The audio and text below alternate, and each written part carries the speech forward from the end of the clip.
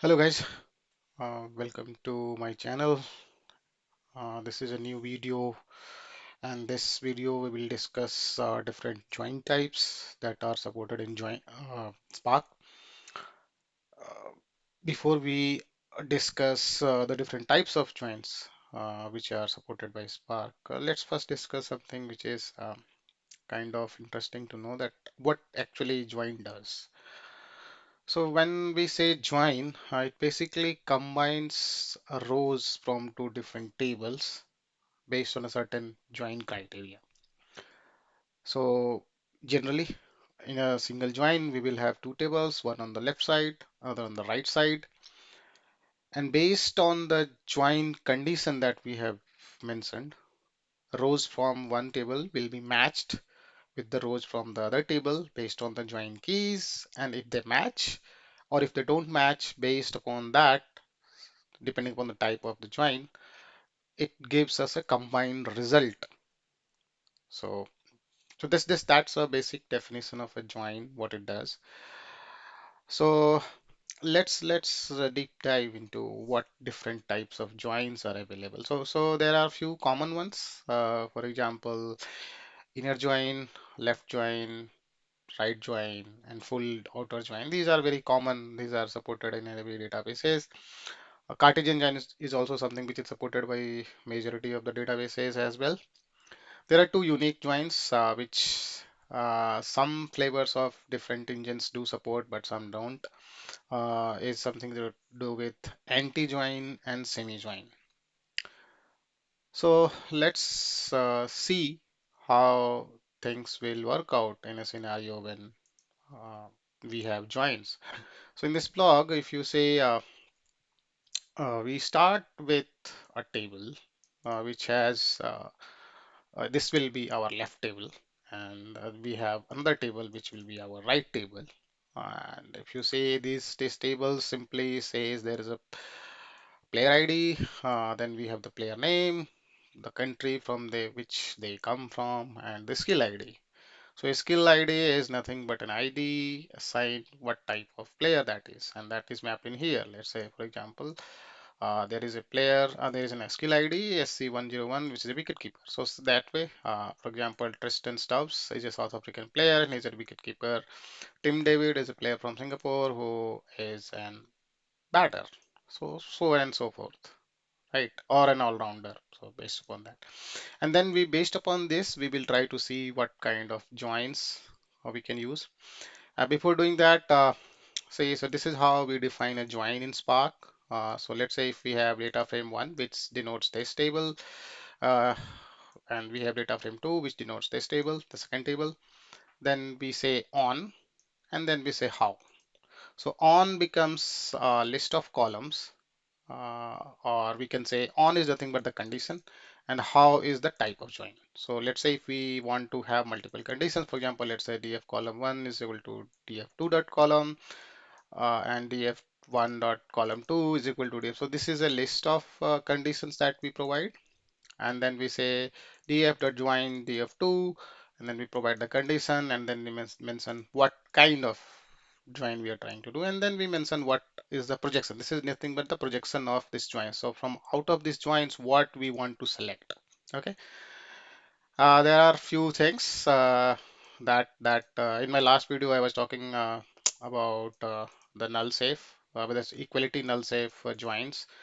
Sorry, not equality. I mean, basically, this simply says null, how to handle null. So that is another thing that we have to keep in mind. Another thing is if we want to give a hint that, okay, while doing the join. So in one of my videos, I have already discussed there are different join strategies. For example, sort merge join, sort shuffle hash join, storage partition join if it is an iceberg table. So based on that, we can provide the hints as well. Let's say if we want to broadcast the df1 data set, then we say df1.hint. The hint is here it is a merge. So we want to say that when you use the join, use the merge join. And let's say if we wanted to broadcast, we could have simply said df1.hint and then give a broadcast and then say how to join it. So that's the definition. Sorry, that's the syntax how we do the join. So let's say for this table, uh, what happens if we give the inner join. So as I mentioned, we have a df1 join, df2 we have mentioned on the skill ID. We are matching both from the skill based on the skill ID. We are doing inner join and then we are trying to select. So as I mentioned, it will select all the rows. So what it inner join says that it will select all the rows which have matching criteria in both the tables. So let's say in this case skill ID, if the skill ID is present both in the right table and the left table, sorry, left table and the right table, it will, if it is a match, it will returns the rows. It will only give the rows which matched in the both the tables. If anything is not matching, that will not come in the join table. As I mentioned, null values are excluded from matching, which is why they don't appear in the result. So if we had a null somewhere in this, as of now it's not there, but if it is there, it will not come up. And but again, if we want to match null with a null, then we have that equally null safe join condition that we will provide. So this is all about the inner join. Then we have a left join. Left join basically what it does, it takes everything from the left side irrespective of whether there is a match in the right side or not. If there is a match, it will return the rows from the right side. If there is not a match, it will return a null value. For in this case, for example, Fabian Ellen, which is a West Indies player, had a skill ID of S1XX, which is not defined, and that S1XX was not present in the skills table, and hence it returned a null. But it didn't omit the record. So this is the difference if you see it from between inner join and left join. So in inner join, we would have only got these results. In left join, we got this extra row, which has a null value. Okay. So this has selected all the rows from the left table. We will do also include null rows. For example, if we had null, because we are doing that, if there was a null in this side, let's say on the skill ID, it will still be included because we are saying that everything from the left side should come. Then we have right join. It is nothing but a negation. Sorry, the reverse of left join. In this, we say right table will all the rows from the right table will be returned with the matching rows from the left table. And if there is anything which doesn't match in the right side, that still will come. For example, in this case, if we did the same right join, see, we have all the players who had matching skill ID, but there was a skill ID 105, which doesn't match. So in our list of players, there was no captain. For example, Geoffrey Archer, Riley, Meredith, Daniel Sams, Dewald Davis, Tim David, Justin. So all these are not a captain. So that thing didn't came, but the null values did appear from the left side. That left table had nulls, and right table will have all the values. So then we have full. So full join basically says it is combination of left and right. So basically what will happen, all the rows from left side which has a match or doesn't have a match will come. Same with the right side, all the rows which had a match in the left side will appear, and also which didn't have a row, matching row, it will still appear, but it will appear at as null. So for example, so if you see, this is the inner join, this subset is for inner join. If you remember, this was for the left join uh, with Fabian Allen, yeah, from here, and from the right side we got this extra row. So now we have combination of both left join and the right join. So we can do this as well. We can, if we do left join, same thing, df join on left, and if we again do a df join on right, and if we do a union with the removal of duplications, then we will see the same result. So basically an outer join is a union of left and right join. Sorry, not left and yes, left and right. Now, this is something different, which is semi-join. So, what basically a semi-join does? Semi-join is for the cases where we have, so what it will do, it will do a left join, and it will only return the rows, columns from the right side and nothing from the left side. Sorry, only return the rows from the left side and nothing from the right side. So this is left semi join. Semi is stands for the partial one. Like it will match. So what basically we can do is semi join is nothing but a left outer join minus the inner join. That becomes our left.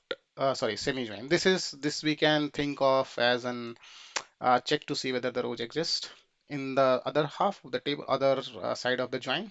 If the table rows exist, it will only return the rows from the right table. That's what we are saying. We are not saying anything from the left side. And because there is nothing from the left side, we don't see the null as well, because we are not getting anything in there. Now we have anti-join, which is basically what it says. It whatever it is, again a left join. What it does, it says that whatever rows which didn't match from the right side, return only those. And also it will only return the rows from the right side. See, because sorry, not from the right side, from the left side, but which didn't have a match. So uh, in the left side we have a player. So in the team players tables we had Fabian, but there was no skill ID matching in the skills table, but still this record got reflected. So only all other matching things are removed. Then we have a cross join. Cross join is nothing but every row of left table will be matched with every row of the right table. So if in this case we had 7 rows in the right, 5 rows in the left, sorry, 7 rows in the left and 5 rows in the right side. So total 35 rows will be returned in the actual table. So this is how the cross join works. Now, this is another representation. We have also said df dot join, and then we could have given df2 and mentioned how and over. So that also works. Now, if you see this picture, so let's say we just summarize whatever we are saying. We have seen till now is we have a table which has apple, oranges, potato, okra, and beans. This color coding simply represents what is there in the right side. So these are, for example, all those this color. I'm not sure what color is this, but whatever. Like this first 2 rows match with this color. The next 2 rows, which is sky blue is color, that matches with this veggies. Potato and okra are veggies, and this is cereals. Beans. There is a beans. Doesn't know whether it is a veggie or something. It has a different color, and cereals has a different color. So now when we do an inner join, so inner join, what we'll see, if you see all the colors which are matching do get matched.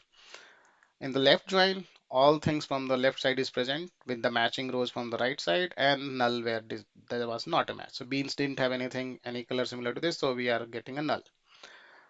For a right join, what is happening? Everything from the left side, right side is coming, like here, fruits, veggies, cereals, with the joins that is happening. So see, fruits, there were two, so 2 rows for veggies, and then 1 row which is null because there was no cereals, nothing matching for the cereals in the left side.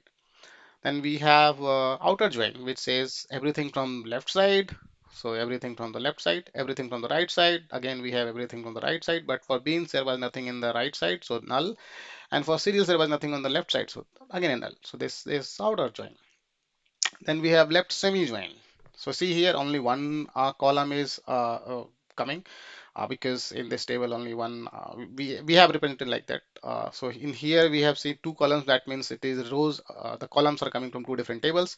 In this only one table is coming. One column is coming from one side, and which is the left side. So here, if you see apple, oranges, potato, and okra had a matching color. Like apple matches with fruits, orange matches with fruits, potato and okra matches with veggies, but there is nothing which matches with cereal. So that didn't come. Sorry, no, beans doesn't match anything, so that also was not present. So it is, as I mentioned, if you see here, left semi join is nothing. What I said, it is left join minus the sorry, inner join minus the right side of the table. So if this is inner join and the right side of the table, so that becomes our left semi join. Left anti-join, which is everything which which everything which is not present in the right side. So apple, oranges, potato, okra, all are present on the right side here, color-wise.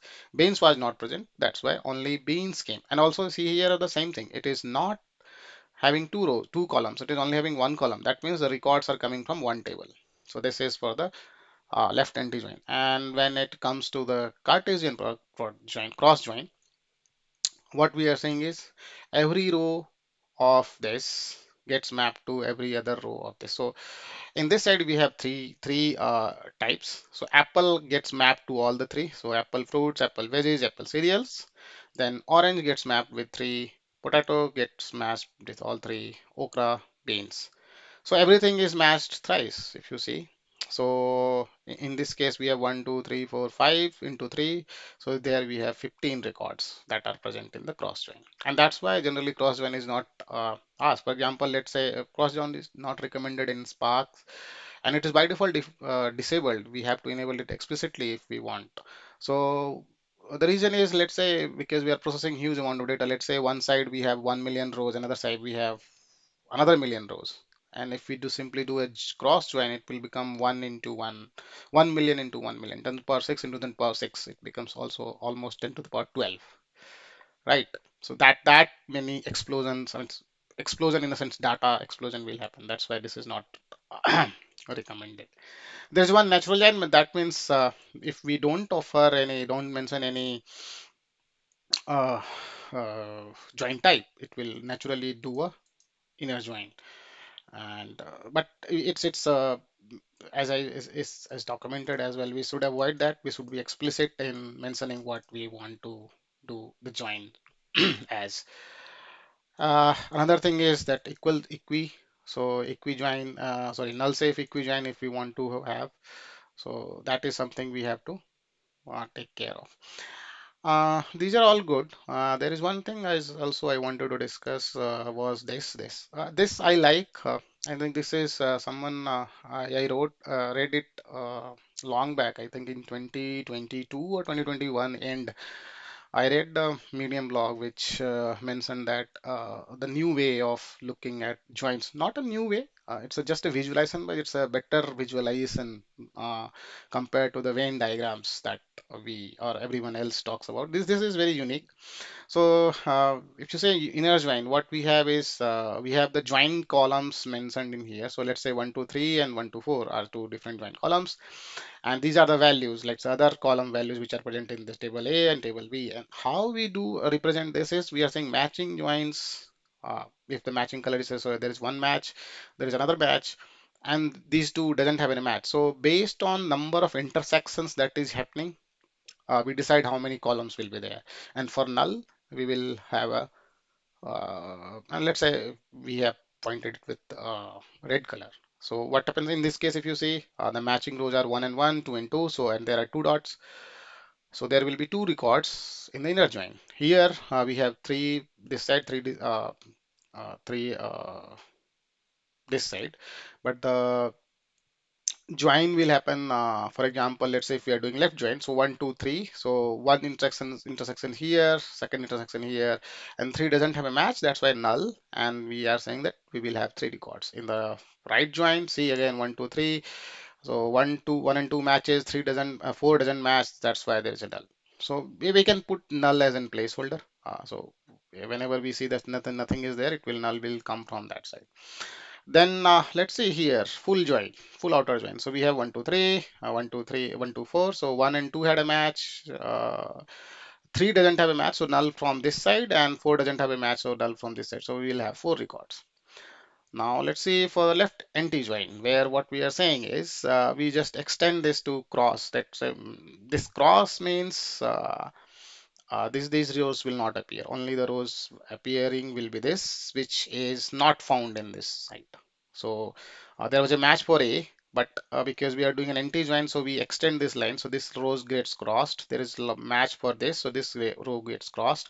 And then we have, there was no match for this, 3. So we say that this is something which will come. And same with the cross join, if you see there, this everything matches with everything else. So 3 matches with 4, 2, and 1. So 3 lines, 3 dots for this, 3 dots for the two second row, which is yellowish color, and the first key, which is 1. It has 3 dots, so total in 9. So this is something unique. I mean, I like it. This is something more tech, I will say more intuitive to me rather than the Venn diagrams. Because, for example, how do you represent cross join? So this looks something odd. Although it's matches with everything. One good way to look at is there are multiple the same table replicates here as an outer boundary that come become. And here also, if you see when I say semi join, I had to do a half coloring of this. The reason is When we have left semi-join, what I said is inner join minus columns from the right side. So this section, whole section is the inner join, and I have removed the other half. So this is not that intuitive, but yes, it's up to you. Whatever you like, whatever makes you understand and remember things. It's well and good. You don't have to remember. I'm saying a quick refresher kind of thing. If this works for you, use that. But I like this one, and this is unique. So yeah, this is something I prefer as joined. So this was it for this video. We'll see you in the next video. Thanks.